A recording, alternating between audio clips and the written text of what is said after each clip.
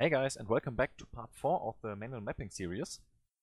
Before we start doing the imports, I want to define a quick function for determining just return array, like this.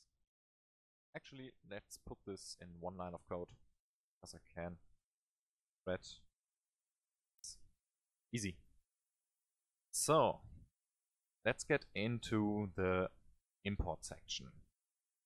First of all, we should check whether there is data in the import directory or not. So let's go for the image directory entry import.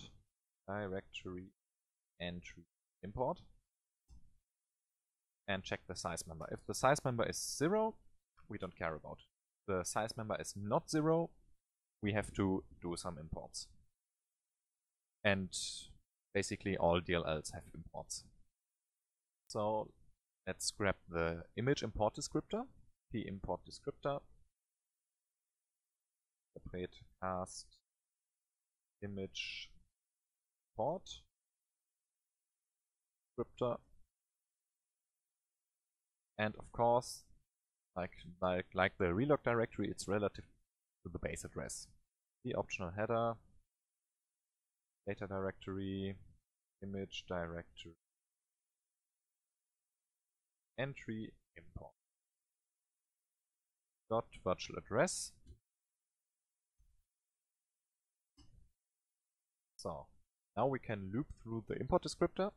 So you can use the name member of the import descriptor while import descriptor name name of the current module will be stored at that address actually.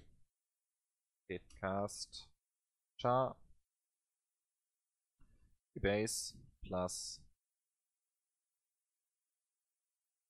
import descriptor name. Come on.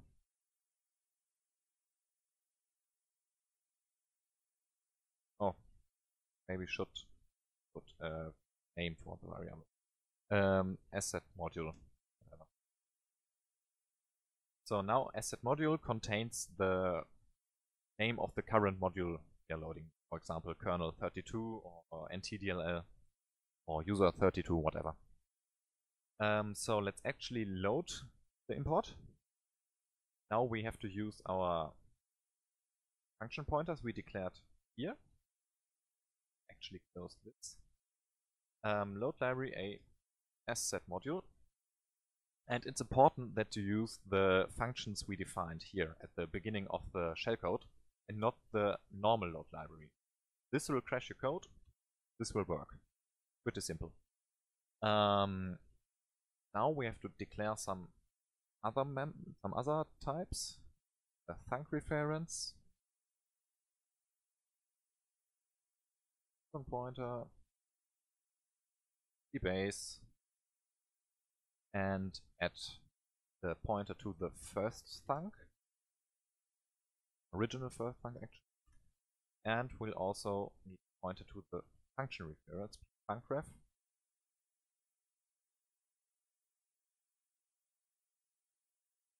Long pointer, base plus p-import, import descriptor, thunk, what is it called? First thunk, like that. Hop. Ugly.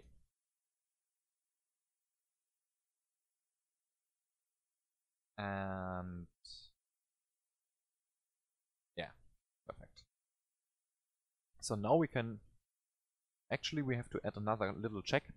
So there's a chance that the original first thunk isn't defined, then we just have to use first thunk. So if not p-thuncref, p-thuncref equals p-thuncref. Come on. Now we can loop through the references. While p-thuncref is defined, with p-thuncref and p-thuncref.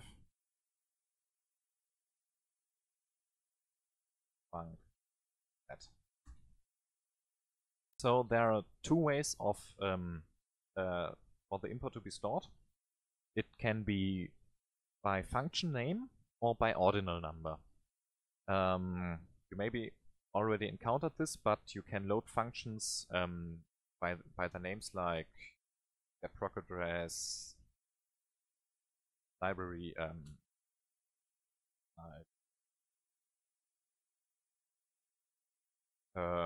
read process memory, row, and you can also load functions if you know their ordinal number, like this, and then put the ordinal number here. I don't know. For read process memory, it might be 42. I don't know. Every function has its reserved ordinal number, and depending on how the import is defined, it can either be an ordinal or it can be a name. It can be the actual name of the function. So there's this neat macro called image snap by ordinal, and we just have to pass the func reference. And if this is not true, it's imported by name. In that case, we can just do pfuncref equals get proc address LdrLoadDLL, and then let's interpret the function name pointer. Actually, then the ordinal number is stored at pfuncref, and just to avoid any warnings, we'll just take the low 2 bytes of it, and we have to cast it into a char because get proc address actually takes a char. That should be it.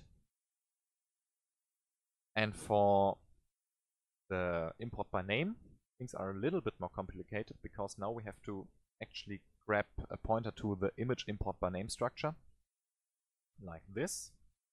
Image import name pbase plus the dereferenced pfuncref. And in that case, pfuncref isn't equal to pfunc. So because of this check, in case it's imported by name, those two will be different, and in case it's snapped by ordinal, those two will be the same. So let's reference pfuncref and call get proc address again with LdrLoadDLL and pimport pointer to the name. Again, use the get proc address variable we declared at the beginning of the function. Using the normal get proc address will most likely get you crashed. Here's also the reason why I declared the function prototype of get proc address as a uint pointer and not as a farproc, because if I use farproc, I'd have to cast both calls into a uint pointer or a uint pointer, and there's no need to do that. Let's just go for it. There's no point in additionally casting it, so I just decided to make get proc address return a uint pointer instead. And after that's done, we'll just have to get to the import descriptor. Wait. And that was the whole import. After that, the only thing before calling the DLL main is executing the red local storage callbacks or TLS callbacks. And to do that, we again have to access the optional header, the data directory, image directory, entry TLS, and check the size of this. And if the size is 0, we don't care about it. If it's not 0, we have to do the TLS callbacks. TLS, I'll just TLS directory, whatever, I'll just call it PTLS. Interpret as image TLS directory pointer base plus copy this. Should have done this before many times, I know, I'm sorry. Dot virtual address. Then have to get to the actual callback list. This is just a directory with some information we don't really care about. To get to the actual callbacks, we'll call we use the address of callbacks member of the image TLS directory. Reinterpret it. Image, in this case it's defined like this. Function prototype. TLS address of callbacks. You can see this is defined as a function prototype, which will now call in for loop. So why pcallback is while pcallback and while callback actually points to a callback, we'll increase it and we'll call it like this. Callback, reference it, path the p base, pass DLL process attach, and a null pointer for the reserved. And that's it. Now we can call the DLL main. DLL main, p base, DLL process attach, process attach, null pointer, and that should be it. There's nothing else to do. We can now, in case we want to double check when correct, we can set the data member hmod to pbase. Has it actually instance. That way we can double check from the manual mapping code we wrote above if the injection succeeded. And after that we'll just return. Wait, it's a void function, so there's even no need to write return. Good, that's the shellcode. Now let's get back to the actual manual mapping function. Of course, we still have to write the shellcode into memory and execute it. So let's allocate some memory. Void p shellcode virtual alloc x hproc, null pointer for the address, we don't care. The function down below isn't that big, I'll just reserve one page of memory, should be enough. Let's commit and reserve the memory as always. Reserve and page execute read write. If that failed, we got a problem because we need that shellcode to work, otherwise it won't work. So if that failed, we have to deallocate memory of the module we injected and return false. And also write a quick error descriptor. Memory allocation failed. Failed external, and the error code x and get last error.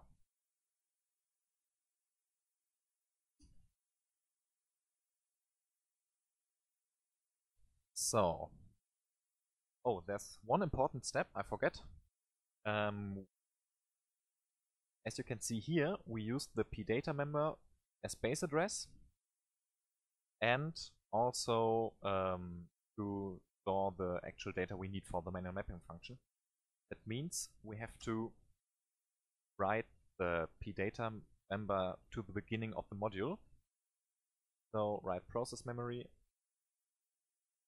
hproc target base.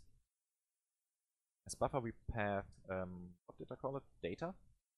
So parents, of course, data, size of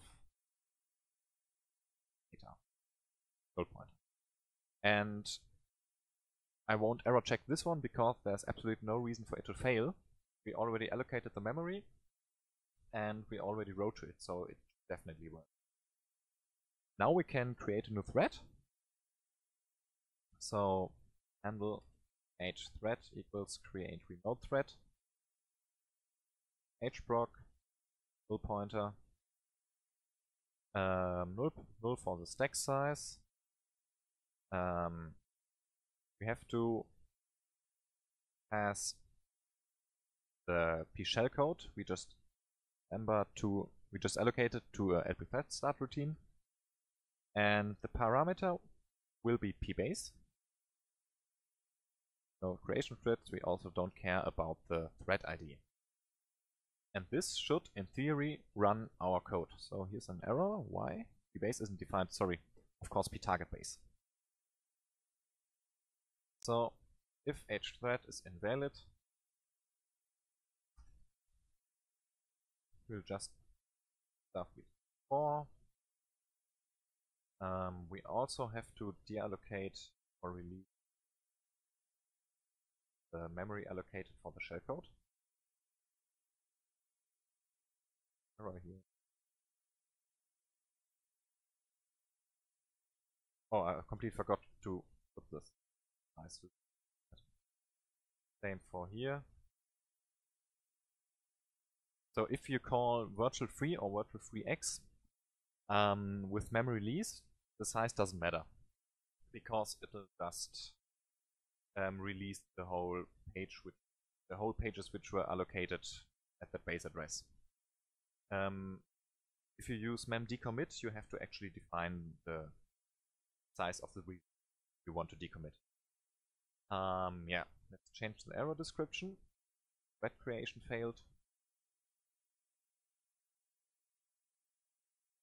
And now, after that's done, oh, sorry, also close the handle. That.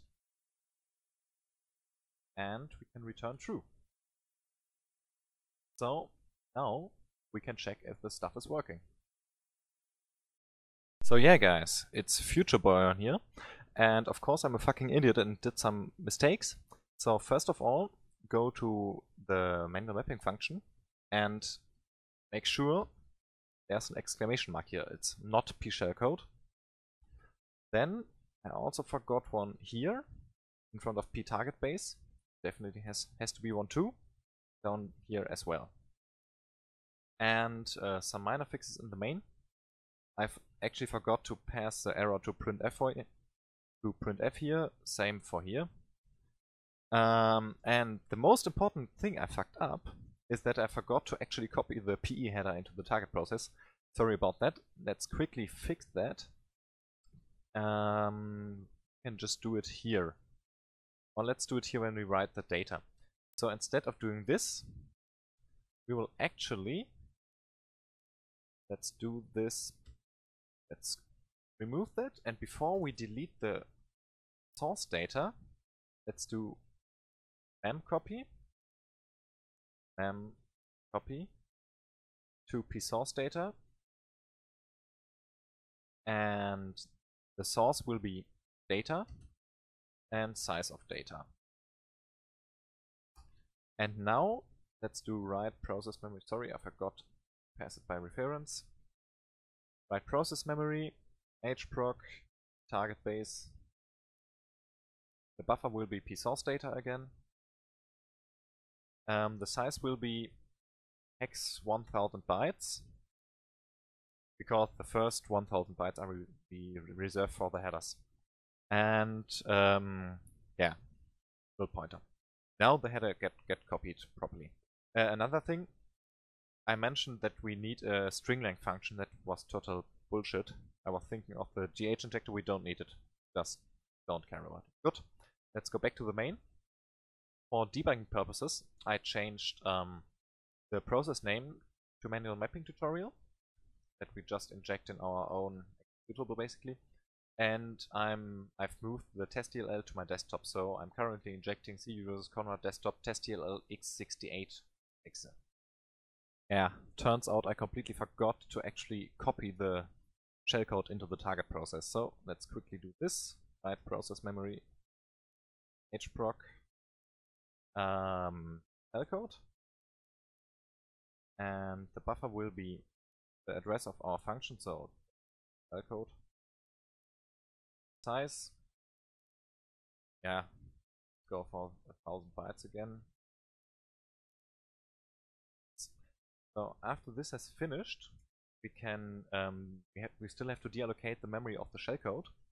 So we should actually write a simple check whether the the shellcode is finished or not. So hcheck is null, while not hcheck. Manual mapping data.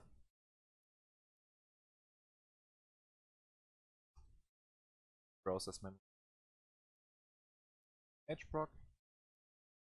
P target base. Und date checked. Nice.